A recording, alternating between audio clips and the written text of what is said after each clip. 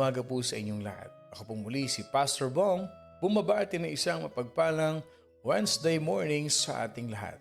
Today, the book that we're gonna learn is in the book of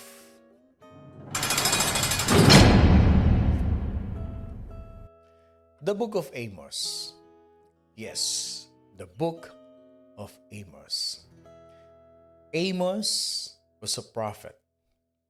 Amos prophesied during a period of national abundance in the land of Israel. He is considered as the minor prophets. Okay? So, he prophesied during the abundance or the optimism of the land of Israel. All the business was booming. Lahat ng kanilang mga establishment, lahat ng kanilang harvest, they are all booming. And even the entire nation, the entire national boundaries of Israel were expanding. But during those booming period, during those abundant period, mga kapatid, below the surface, or what we call the inward hearts of the people, are greed, there is injustice that is very much affected among the people. Okay, eto na. Nung pinagyaman na ng Panginoon Diyos ang bayang Israel, yung mga tao, naging greedy na, naging makasarili na sila. Ibig sabihin, nasilaw sila sa blessing ni Lord. Yung abundant life na binigay ni Lord sa kanila, yung favor ni Lord na binigay sa kanila, they were being consumed by it. Kaya mag-iingat tayo. Itong first part pa lang na ito. No? So because it means on the surface, everything is going well. But at the bottom of it, mga kapatid, people are being greedy, being selfish, they're becoming self-centered. And there are many injustice that has affected their life among the people of Israel. So si Amos, one of the minor prophets, siguro magtataka kayo, no? Bakit kaya ang daming prophets na pinag-uusapan natin sa Old Testament? Yes, kasi meron tayong tinatawag na there are prophets which we call the major prophets and the minor prophets in the Bible. Okay, trivia for us to learn. Okay? Prophets are usually classified as major and minor. Meron tayong major at minor prophets. The prophets, ito yung tinatawag na moral conscience of Israel. Ito yung nag-uusig sa kanila. No? For all of us, di ba minsan if you want to do something bad or you are tempted to do something bad, there is something that is striking your heart, yung nakukonsensya ka. Sa part natin as follower believers to Jesus Christ, that's the Holy Spirit. That is the Holy Spirit that is convicting you not to do those things which is unpleasing to God. During the time of Israel, okay, matututunan ninyo, why does God use the prophets? Bakit may mga prophets noon? Maintindihan niyo yan. Kaya continue to listen lang dito sa morning devotion. There will be time, i-explain ko sa inyo bakit ginamit ang prophets, bakit sa panahon natin may Holy Spirit, bakit nung time na yon, prophet after prophet ang ginagamit ni Lord. Again, the prophets were the moral conscience of Israel. The mission of the prophets was to announce and to remind the people of Israel about the love that God had for them. Ang mga prophets ang nagpapaalala sa bayang Israel na mahal sila ng Diyos. And they also denounce the people's neglect of their covenant to God. Sila rin ang nagpapaalala, nalalayo na kayo sa Lord. Puro kasamaan na yung ginagawa ninyo. Neglection na yan, blasphemy na yan, apostasy na yung ginagawa niyo sa Panginoon Diyos. So ito ang trabaho ng mga prophets. Okay, sulat nyo to. Ito ang mga major prophets. These are the major prophets, 4 sila. Who are they? They are Prophet Isaiah. They are Prophet Jeremiah. Okay, si Prophet Ezekiel and si Prophet Daniel. Those are the major prophets. Yang apat na yan, Isaiah, Jeremiah, Ezekiel, and Daniel. Okay. Pagdating naman sa minor prophets, mga kapatid, ito si Hosea, this is Joel, ito si Amos, si Obadiah, si Jonah, si Micah, si Nahum, si Habakkuk, si Zephaniah, si Haggai, Zechariah at si Malachi. Yan ang mga minor prophets kung makikita niyo sa Bible. Okay?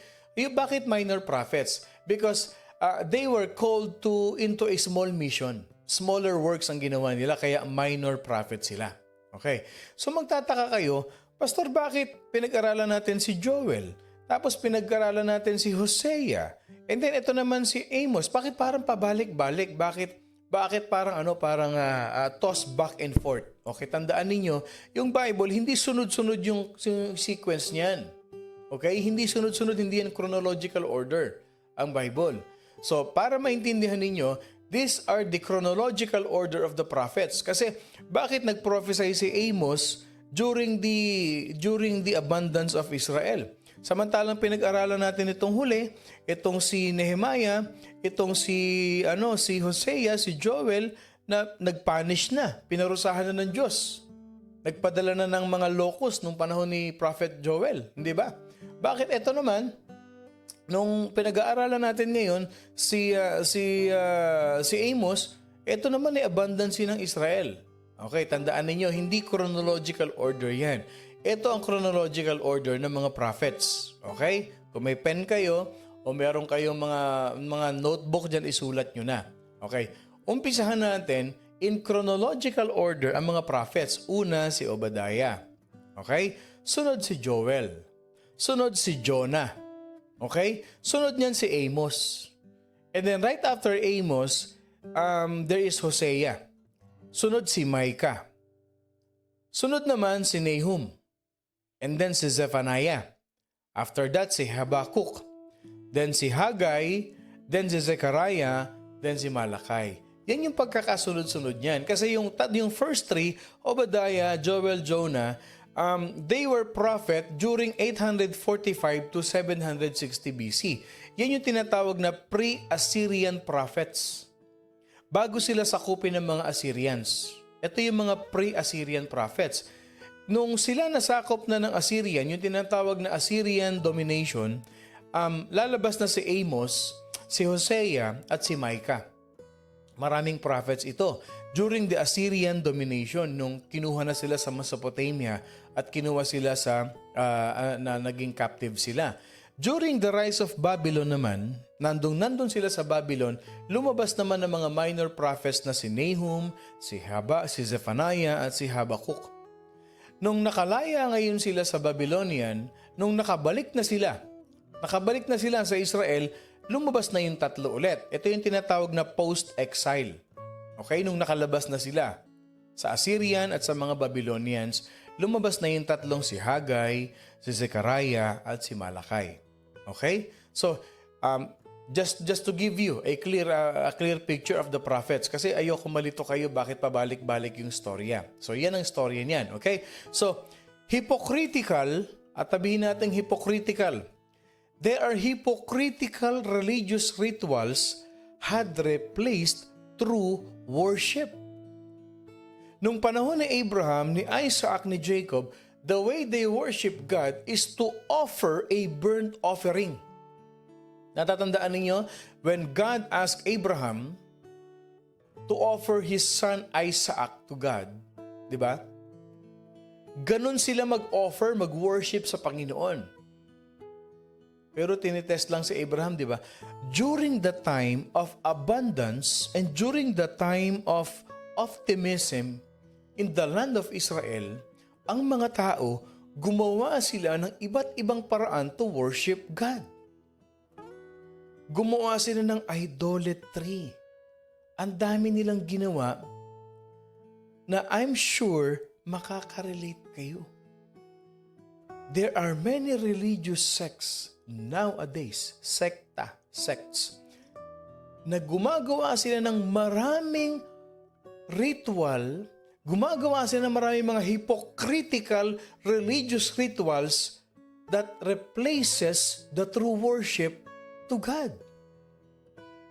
Ang sabi ni Lord, the way you worship the Lord is what? Through your life, in spirit, and in truth. Kaya nga, worshiping Him in spirit and in truth. Unang-una, dapat may tamang relationship ka kay Lord. Pangalawa, you walk with God. That your life is aligned with the Word of God. Yan ang tamang worship. Hindi tamang worship yung nagbibigay ka lang, may ginagawa ka, pakitang tao. Hindi ganun ang tamang worship. It has been replaced for so many generations yung tamang worship, kaya ibinabalik tayo ni Lord sa tamang disenyo niya. Yung true worship. This is what happened to the land of Israel. Nagkaroon sila ng hypocritical religious rituals. Anong naging resulta ng kanilang religious rituals? It creates a false sense of security, and the callousness of their heart grows to God's disciplining hand. Kagaya niyan, gumawa sila ng mga golden calf, gumawa sila ng mga false worships, gumawa sila ng napakaraming bagay na hindi naman inutos ng Panginoon Diyos. Traditionals, rituals. Now, the question for you is this: nakaka-relate ba tayo?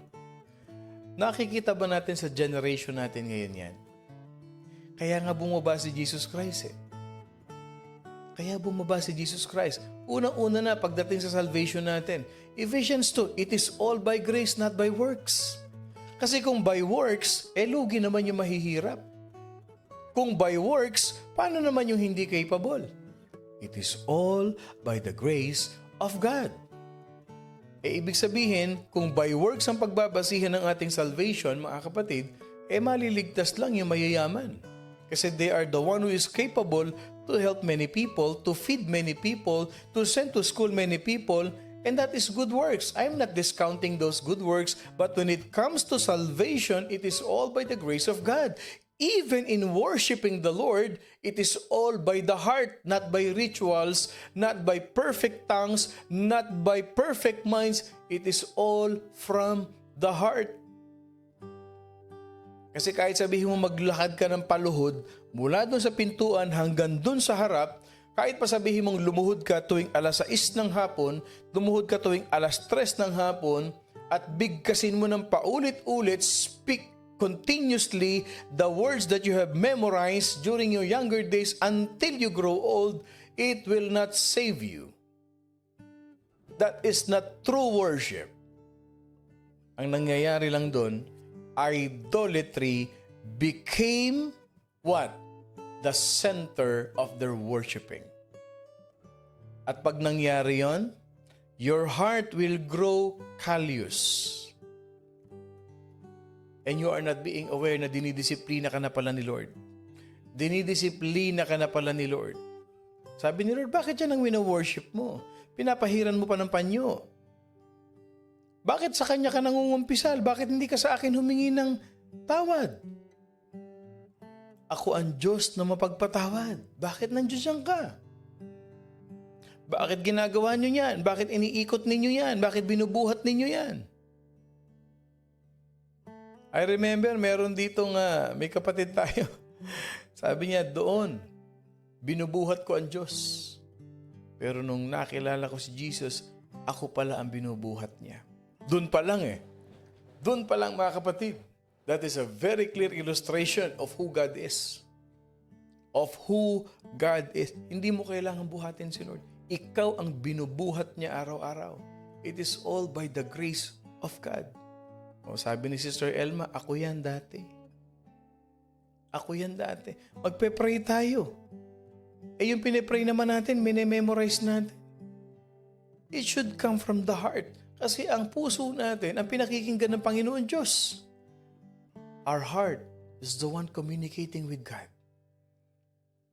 Kaya yung doing good deeds, it comes from the heart. Doing bad things, it comes from the heart. Tandaan ninyo.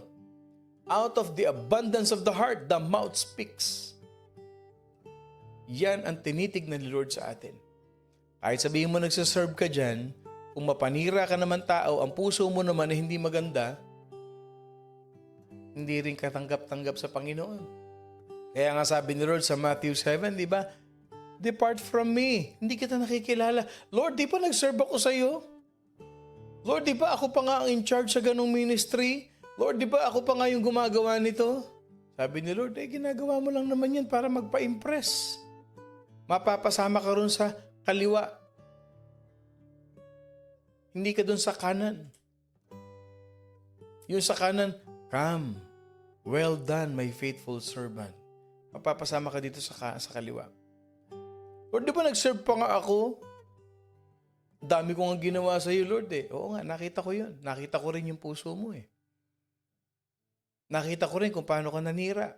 Nakita ko rin kung paano ka nag-retaliate. Nakita ko rin kung paano ka nagsalita. Nakita ko kung paano ka nag-isip. Nakita ko yung puso mo, maitim. It is all from the heart, mga kapatid. So, eto na ngayon. The complacent kingdom of Israel stood ripe. Ibig sabihin, dahil complacent sila, sobra silang relax sa ginagawa nila, ibig sabihin nagkakalyos na yung kanilang mga puso, God finally give His judgment to them. Why? Because of their hypocrisy and their what we call spiritual indifference. Iba na yung pinapamuhay nila sa ginagawa nila. Iba yung pinapamuhay nila sa sinasabi nila na we praise you, God of Abraham, God of Isaac. Iba na yung ginagawa nila. Hypocrisy ang tawag doon. So, who is Amos? Amos was a farmer that turned as prophet.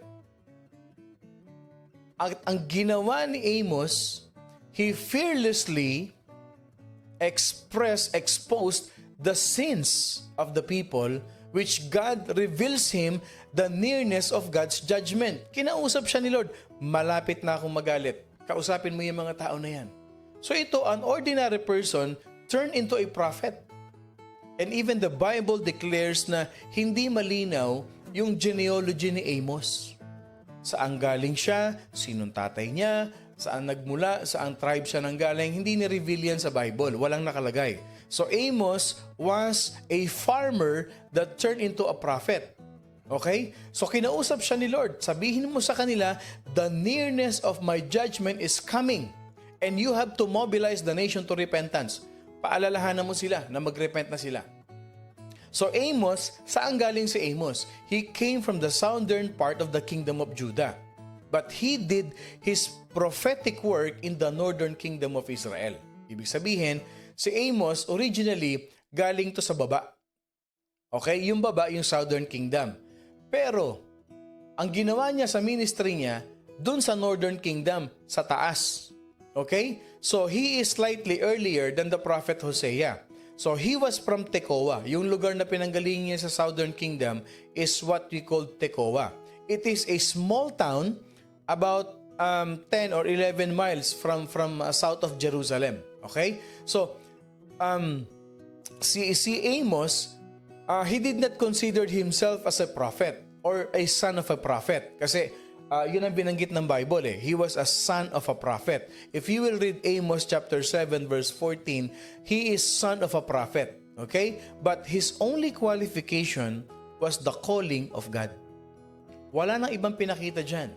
Na-qualify siya because God Himself chose Amos. At yung mga training niya, as a prophet, mga kapatid, straight yan from the hand of God. Kumbaga, si Lord mismo ang nag-disciple sa kanya.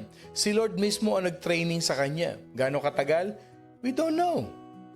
Pag si Lord nang kumilos, overnight, pwede kanyang i-train, pwede niyang palitan yung isip mo. Pwede siyang mag-inject ng wisdom sa isip mo. Overnight, habang natutulog ka, kasi Diyos siya eh. So obviously, the training, the learning of Prophet Amos comes from God. Okay? So the name Amos is derived from the Hebrew root word. Ang ibig sabihin sa Hebrew word ng kanyang pangalan na Amos is to lift a burden or carry a load. Ganda ng pangalan ni Amos, ano? No? Tagabuhat ng bigat, to lift a burden, to carry a load. Okay.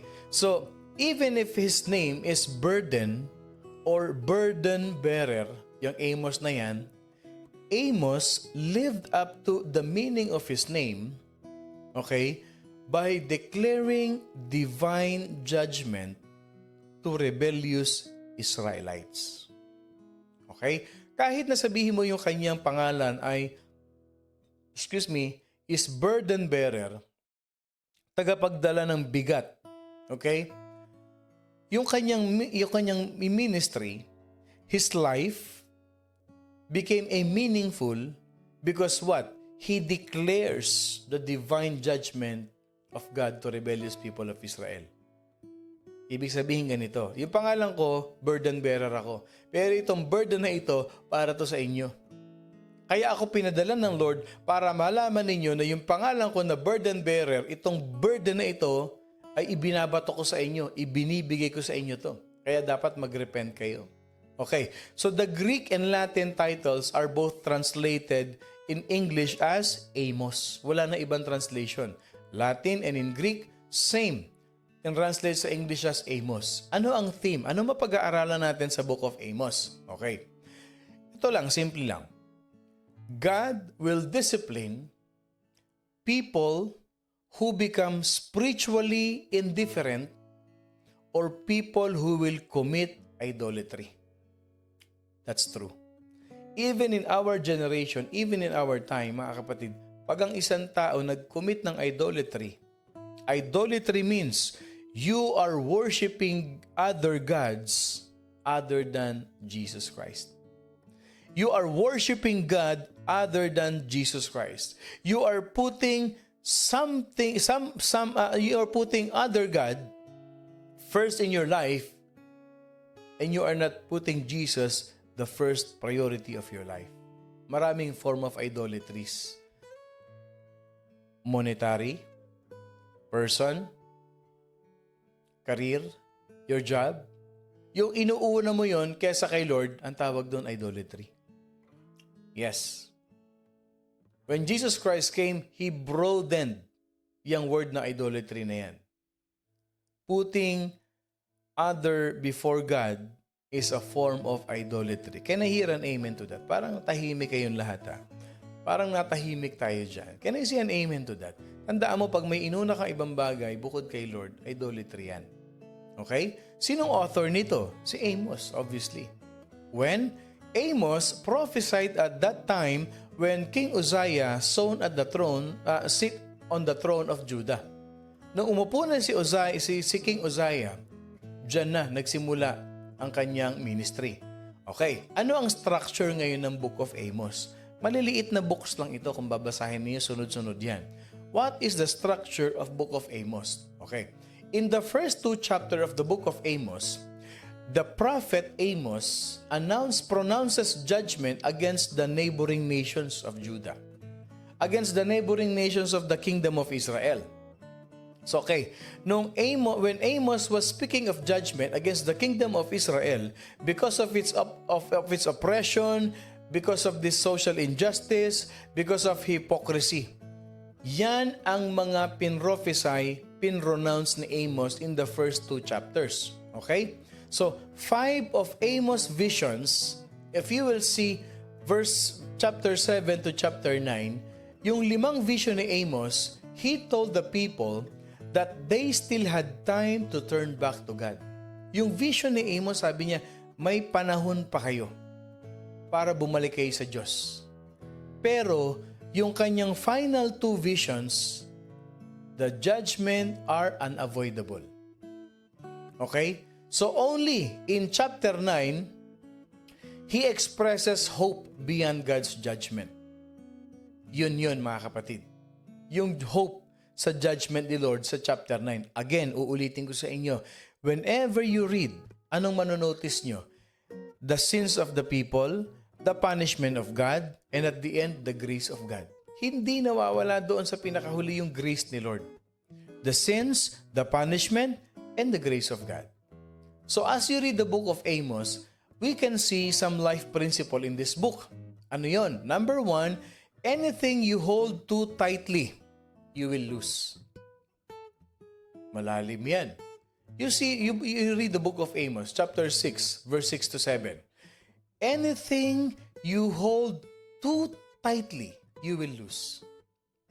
Hindi yan will ni Lord yung binabanggit dito. Ang binabanggit dito, ito yung will of the world. Halimbawa, when it comes to your finances, you hold it too tightly. Huwag mong ibigay yung para kay Lord. Maging madamot ka. Sige lang. Yan ang very logical example. Very practical explanation. And I'm sure you will agree with me. Sige nga. Kailan mo nakita yung taong madamot naging masaya at naging maginhawa, naging tagumpay sa buhay? Yung taong madamot, okay? Pastor, meron akong kilala. May sasagot diyan sigurado. Pastor, may kilala ko. Oh, yumaman siya. Ang tanong, yung joy ba, yung peace ba, yung happiness ba nasa puso niya? Hindi, wala. Maraming tao, they are successful in life.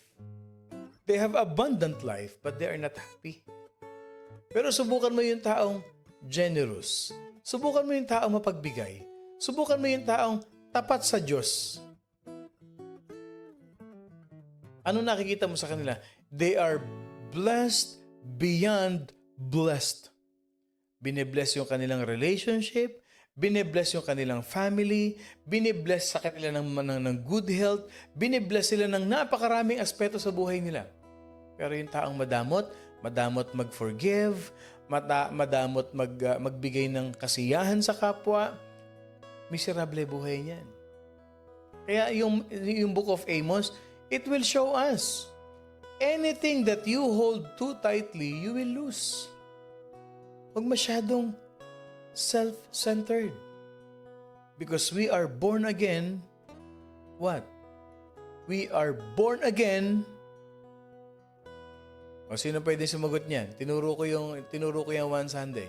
We are born self-centered, but when we were born again, we are born again generous. We are born again Christ-centered. Our God is a loving God. Our God is a giving God.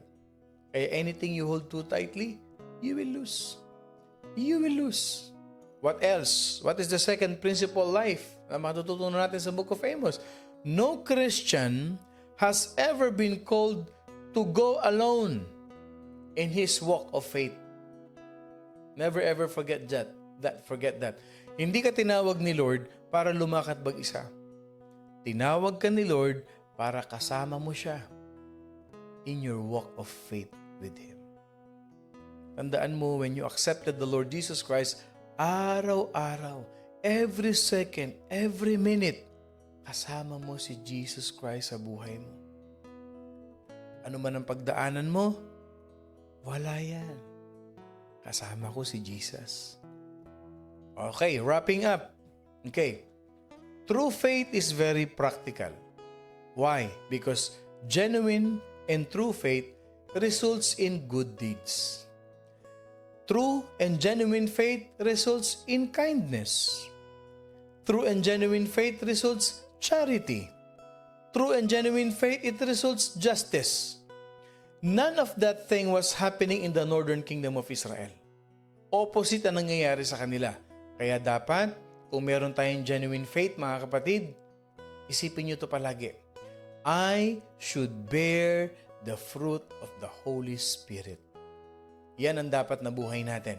Bearing the fruit of the Holy Spirit. So anong ginawa ni Lord? Dahil mali ang ginagawa ng bayang Israel. God sent a farmer from the southern kingdom to confront them in the life of Amos. And when he arrived in the northern part of Israel, during the golden age of their economic prosperity, but again, sinabi ko sa inyo, beneath the surface, there was iniquity, there was bitterness, there was greed, there was injustice, there was idolatry. So, ang ginawa ni Amos, nirebuke niya. He accused the people of their sins. And he warned them about losing their compassion during their prosperity. Kung meron man binibless na mga kapatid natin dito, ha? Watch your heart. Baka mamaya, masyado na kayong nalulunod sa blessing, nakakalimutan nyo na yung blessor. Huwag nyong i-worship yung pera. Ang i-worship nyo si Lord. Okay? Remember, ano lang yan, ha? Paalala ko lang sa inyo. O tinan nyo yung sabi ni Amos sa chapter 6. Woe to you who are at ease in Zion, who lies on beds of ivory. Stretch out on your couches, eat lambs from the flock, who sing idly to the sound of string instruments, who drink wine from bowls, and anoint yourself with the best ointments, but are not grieved for the affliction of Joseph. Sabi niya, ine-enjoy yung lahat yan, pero hindi na ninyo tinitignan si Lord. People became unconcerned about the spiritual condition of the nation. Same thing in life sa atin. Nung wala ka pang trabaho, nung wala ka pang yung mga bagay na yan sa buhay mo, araw-araw ka sa simbahan. Kahit natapos na yung Bible study, ikaw na lang naiiwan, nandun ka pa. Pero nung binless ka na ni Lord, nasaan ka? Hindi ka na mahanap. Hindi ka na mahanap. Many of us are living in prosperous times. We have nice beds, nice linens, abundance of food, and a lot of things in life. Church, we can be thankful for the provision that God sends to us, but on top of our minds, we should need to focus and admit to God that apart from Him, we are nothing. Remember this, millions of people, they die each year without Christ. May mga kaibigan kayo mayayaman. Pero ang tanong, may Jesus ba sila sa puso nila? Huwag kayong pumayag na hindi nila makilala si Jesus Christ. The Lord does not call everyone to take a vow of poverty. But each of us, mga kapatid, we should focus on eternal values. Eternal values means intimacy with God. Ang mission natin, ang mission mo, mga kapatid, should include caring for the poor, helping those who needs justice, taking the good news to those who are hungry for the gospel, and declaring, receiving the power of the Holy Spirit that the Lord will give us compassion to share the gospel. Yan dapat, kahit na sabihin mong marami ka ng pera, yumaman ka na, dapat nandun pa rin yung compassion mo in sharing the gospel. Nandun pa rin yung compassion mo to share the good news to many people. Huwag kang makontento na ikaw lang ang pinagpapala ni Lord. I-share mo rin sa kanila kung bakit ka pinagpala ni Lord. Kung nagsimula ang revival ng finances mo because you learn about the tithes, then share it to them. Ngayon na tayo nagkakaroon tayo ng tinatawag na fundraising para sa ating bagong church, magtanim sa Panginoon. Plant a seed. You want something in your life? Lord, ito pong aking seed na ito. Itinatanim ko po ito, Panginoon, for your kingdom. Hayaan mo na si Lord ang mag-bear ng fruit niyan sa buhay mo one day. God's timing is always perfect. But what matters is learn to plant a seed of faith in the kingdom of God. Kahit mayaman na tayo, huwag tayong maging madamot. Huwag natin ipagkait yung forgiveness. Huwag natin ipagkait yung caring, yung loving. Tandaan po ninyo, ito yung aking principle sa ministry. People will not care how much you know until they know how much you care. Be caring, be loving, be compassionate. Can I see an amen to that? Can I see an amen to that? I will be caring, I will be loving, I will be compassionate. Type in the comment section. Declare this in your heart. I will be caring, I will be loving, I will be compassionate. Kasi si Jesus Christ yun. Yung dinideclare mo na yun. Type in the comment section. I will be caring, I will be loving, I will be compassionate. Now, what is the key theme for the book of Amos? Okay, tandaan nyo to ha. Ito ang key theme. Ang theme ng book of Amos. Our religious practices are worthless unless we treat others with integrity and compassion. Can I see an amen to that? Our religious practices are worthless. Walang kwenta yan, yung mga ginagawa natin na yan, kung ang pagtrato naman natin sa kapwa natin, walang paggalang, walang pagmamahal. Ang tawag sa'yo, hypocrite. Hypocrite ang tawag dyan. Yan ang theme ng book of Amos. Our religious practices are worthless unless we treat others with integrity and compassion. So what is our challenge? What is our challenge in the book of Amos? Okay, ito lang yan. You have to determine to put your faith into action. Put your faith into action. Okay? You have to have a caring and loving and compassion to share the gospel and making Jesus Christ as a priority in your life. Yan ang challenge sa atin. Put your faith into action. Gawin mo yung sinasabi mo. Gawin mo yung sinasabi mo. Yan ang challenge sa atin. Make sharing Jesus Christ a priority in our life. If you care for people, if you love those people, if you have compassion for those people, you will share Jesus Christ in their life. Now, ano ngayon ang ating Bible verse? Ano ang ating key verse in the book of Amos? Okay? Our key verse in the book of Amos is in Amos. Let me just prepare this. Okay? Ayan. Our key verse can be found in Amos chapter 5, verse 14 to 15. Seek God and not evil, that you may live. So the Lord, God of hosts, will be with you, as you have spoken. Hate evil, love good. Establish justice in the gate. It may be that the Lord God of hosts will be gracious to the remnant of Joseph. Again, seek God and not evil, that you may live. So the Lord God of hosts will be with you as you have spoken. Hate evil and love good. It may be that the Lord God of hosts will be gracious to the remnants of Joseph. Yan ang ating key verse. So dun pa lang sa theme and challenge sa atin, meron na tayong natutunan dun. Put faith into action. Okay, sabi pa no verse sa atin, di ba? Seek God, not evil. Hate evil, love good. Apply that in our life. Para yun ang naririnig si Amos. My prayer and my desire is we have learned a powerful revelation for us to live as a better person, a better parents, a better follower of Jesus Christ. Magandang umaga pong muli sa inyong lahat. Ako po si Pastor Bong, bumabati ng isang mapagpalang Wednesday morning sa ating lahat. Lagi niyong tatandaan, as the challenge for us, put your faith into action. And again, our religious practices, whatever we do in the church, they will all be worthless unless we treat other people with integrity and compassion. At wag na wag niyong kakalimutan, we are blessed by God. I love you all mga kapatid with the love of the Lord.